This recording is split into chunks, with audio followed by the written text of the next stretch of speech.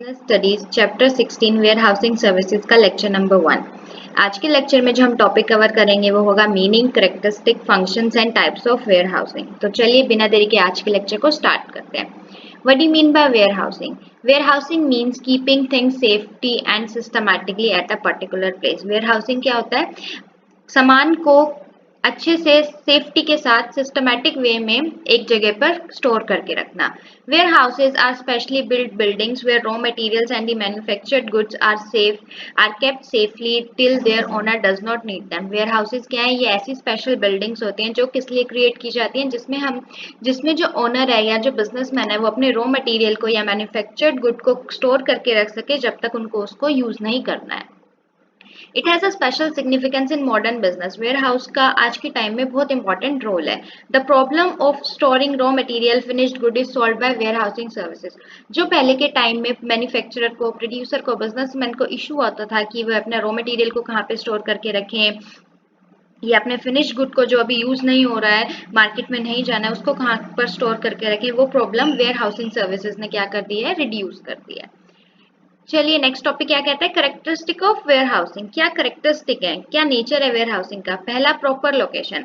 A warehouse should be built at a place which is convenient both for the seller and the purchaser so that the transport expenditure is not excessive. Warehouse सबसे पहली characteristic जो है वो क्या है कि ware house जो होना चाहिए वो एक सही लोकेशन पे होना चाहिए। ऐसी लोकेशन पे नहीं होना चाहिए कि मार्केट वहां से बहुत दूर है या वहां पे कोई भी ट्रांसपोर्ट फैसिलिटी अवेलेबल नहीं है। तो जो भी वेयर हाउस की लोकेशन है वो ऐसी जगह पे होना चाहिए कि सेलर के लिए भी, जो मैन्युफैक्चरर है उसके लिए भी और जो परचेजर है उसके लिए भी वो लोकेशन क्या हो? फिजिबल हो। नेक्स्ट पॉइंट क्या कह रहा है? Safe. A warehouse should be safe from every point of view. It should provide safety against fire, theft, moisture, insects and pest. Warehouse क्या होना चाहिए? सेफ होना चाहिए हर पॉइंट ऑफ व्यू से। ना वहाँ पे फायर का कुछ खतरा होना चाहिए, ना वहाँ पे थेफ्ट का कुछ खतरा होना चाहिए, ना वहाँ पे मॉइस्चर की वजह से कोई गुड्स खराब होने चाहिए, ना इंसेक्ट्स और पेस्ट का कोई खतरा होना चाहिए। वेयर हाउस पूरी तरीके से कवर्ड और सेफ होना चाहिए। Next क्या है? Proper supervision of good. There should be a proper supervision of goods stored in warehouse. There should be a proper arrangement of sprinkling of insecticides from time to time. There should be a proper inspection of warehouse. Proper supervision, जो goods वहाँ पे store किए जाते हैं उनका proper inspection होना चाहिए, check होना चाहिए warehouse की कहीं से कुछ leakage तो नहीं है, कहीं पे कुछ insects तो नहीं है। वहाँ पे हर टाइम टू टाइम क्या होना चाहिए? वहाँ पे इंसेक्टिसाइड्स को का छिड़काव होना चाहिए जिससे कि अगर कोई इंसेक्ट है तो वो क्या हो जाए? गुड्स को खराब ना करे। नेक्स्ट क्या है? फोर्थ करेक्टरिस्टिक क्या है? Economy. The warehouse should be constructed in a manner as to allow the maximum storage of goods at the minimum expenses. जो हमारा वेयर हाउस होना चाहिए उसकी एक करेक्टरिस्टिक होनी चाहिए कि वो इस तरीके से बना होना चाहिए कि उसमें जो बिजनेसमैन है या जो जनरल पब्लिक है जिसको अपने गुड्स को स्टोर करना है वो ज्यादा से ज्यादा गुड्स को स्टोर कर सके विदाउट एनी हार्म और विदाउट मैक्सिमम एक्सपेंसेस भी कम हो, वहाँ पे स्टोरेज की जगह भी ज्यादा हो, वो इकोनॉमिकल होना चाहिए नेचर में। नेक्स्ट क्या है? Proximity to transport. The warehouses should built at a place where sufficient means of transports are available. वही पहला पॉइंट जो था कि प्रॉपर प्लेस होनी चाहिए, वैसे ही वहाँ पे प्रॉक्सिमिटी ट्रांसपोर्ट की भी अवेलेबिलिटी होनी चाहिए। ये नहीं होना चाहिए कि वहाँ पे कोई ट्रांसपोर्ट नहीं है कि जो वेयर हाउस से मार्केट प्लेस तक उन गुड्स को लेके जा सके। तो ट्रांसपोर्ट की भी क्या होनी चाहिए? अवेलेबिलिटी होनी चाहिए। आई होप आपको नेचर समझ में आ गया होगा। नेक्स्ट टॉपिक है functions of warehousing. Creation of time utility. Warehouse क्या करते हैं? टाइम यूटिलिटी क्रिएट करते हैं। टाइम यूटिलिटी कैसे क्रिएट करते हैं? Warehouses create time utility in the things many things are available only at a particular period of time but they are used throughout the year. Time utility कैसे create करते हैं? जब किसी चीज की demand है उन goods को उस टाइम पे अवेलेबल करवा के क्या करते हैं? ये टाइम यूटिलिटी क्रिएट करते हैं। नेक्स्ट क्या है? Equilibrium in demand and supply. Whenever the demand of a particular thing in the market declines, the surplus stock is stored in the warehouses. Whenever the need of these things arises, they can be taken out from the warehouses to meet the demand. ये क्या करते हैं? Market में equilibrium, equality maintain करके रखते हैं demand और supply की। जब डिमांड किसी चीज की कम हो जाती है तो ये क्या करते हैं? जो मार्केट में स्टॉक होता है उसको लाके वेयरहाउस में स्टोर कर सकते हैं बिजनेसमैन। और जब उस चीज की डिमांड फिर से इंक्रीज हो जाती है तो वो वापस स्टोर वेयर हाउस से ले जाके मार्केट में प्लेस कर सकते हैं ताकि वो डिमांड को मीट कर सके। तो इस तरीके से वेयर हाउसिंग क्या करता है? इक्विलिब्रियम, इक्वालिटी मेंटेन करता है डिमांड एंड सप्लाई में। नेक्स्ट फंक्शन क्या है? Financial help. Whenever businessman needs some financial help, he can store his goods in some godowns, and on the security of these goods, he can even get loan from a bank. Financial help कैसे provide करते हैं where houses? ये क्या करते हैं, businessman अपना goods यहाँ पे स्टोर कर सकते हैं, और अगर उनको फाइनेंस की जरूरत होती है, पैसे की जरूरत होती है, तो वो बैंक से जाके उन गुड्स को सिक्योरिटी एज अ सिक्योरिटी रख के, गिरवी रख के क्या कर सकते हैं, बैंक से लोन ले सकते हैं। तो इस तरीके से वेयर हाउसिंग क्या करता है, फाइनेंशियल हेल्प भी करता है। नेक्स्ट क्या है, storing perishable goods. Perishable goods क्या होते हैं, वो गुड्स जिनके खराब होने के चांसेस ज्यादा होते हैं, जो जल्दी खराब हो जाते हैं, जैसे dairy product. Perishable goods can be stored in cold storages and can use for long time. जो पेरिशेबल गुड्स है उनके लिए भी क्या देता है, ये अच्छी स्टोरेज फैसिलिटी देता है। वहां पे क्या होती है, पूरी प्रॉपर कूलिंग की जाती है, जिसकी वजह से जो गुड्स हैं वो थोड़े लंबे टाइम तक यूज किए जा सकें। नेक्स्ट क्या है, स्टोरेज ऑफ रॉ मटेरियल।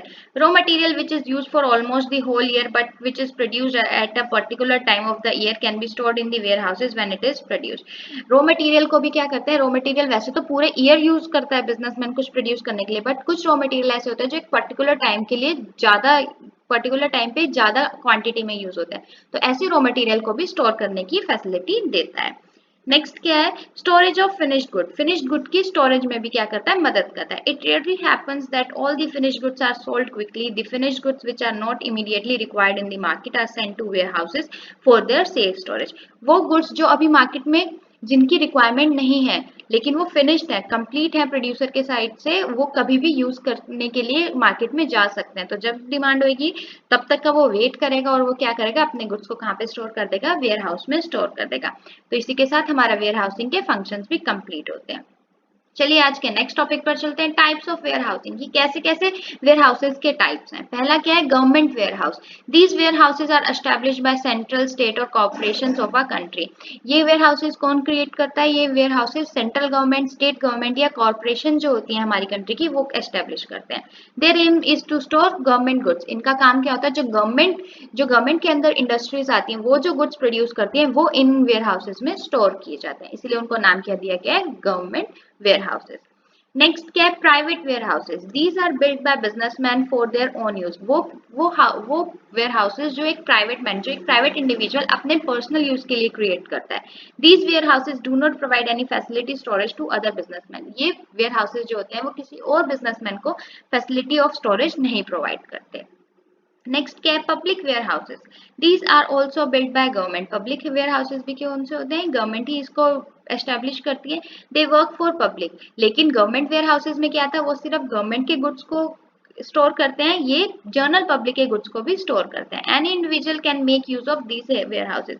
कोई भी इंडिविजुअल बिजनेसमैन या इंडिविजुअल सोल प्रोप्राइटर क्या कर सकता है, इन वेयर हाउसेज को यूज कर सकता है for storing its goods. Next क्या है, fourth type of warehousing क्या है, cooperative warehouses. When the cooperative society build warehouses for the benefits of their members, they are called cooperative warehouses. जब cooperative society अपने members को support करने के लिए, अपने cooperative society के मेंबर्स के गुड्स को स्टोर करने के लिए जो हाउसेज क्रिएट करती है, उसको हम क्या बोलते हैं, cooperative warehouses. These people who are not the people who are not the members of the cooperative society can also make use of this. ऐसा ही नहीं है कि सिर्फ मेंबर्स जो होंगे कोऑपरेटिव सोसाइटी के वही उसको यूज करेंगे, जो मेंबर्स नहीं भी होंगे वो भी उस कोऑपरेटिव सोसाइटी के वेयर हाउसेस को as a storage house use कर सकते हैं। Last but not the least, bonded warehouses. The warehouses which store goods of people who fail to pay their taxes and whose goods are detained or confiscated by government officials. वो warehouses जब कोई trader या कोई businessman taxes देने में taxes नहीं पे करता है, इलीगल तरीके से अपने सामान को सेल कर रहा होता है, और जब गवर्नमेंट अथॉरिटी उसके गुड्स को सीज कर लेती है, अपने कब्जे में ले लेती है, तो वो कहाँ पे स्टोर करेंगे, ऐसे रोड पे तो फेंक नहीं सकते हैं, तो उनके लिए एक अलग से वेयर हाउसेज बनाए गए जिनको नाम दिया गया है bonded warehouses. The trader can get its goods release only after paying taxes. ये गुड्स तभी वापस ट्रेडर को या बिजनेसमैन को दिए जाते हैं जब वो क्या करता है, गुड्स पे जो टैक्स उसने नहीं भरा है उनको पे ऑफ कर देता है।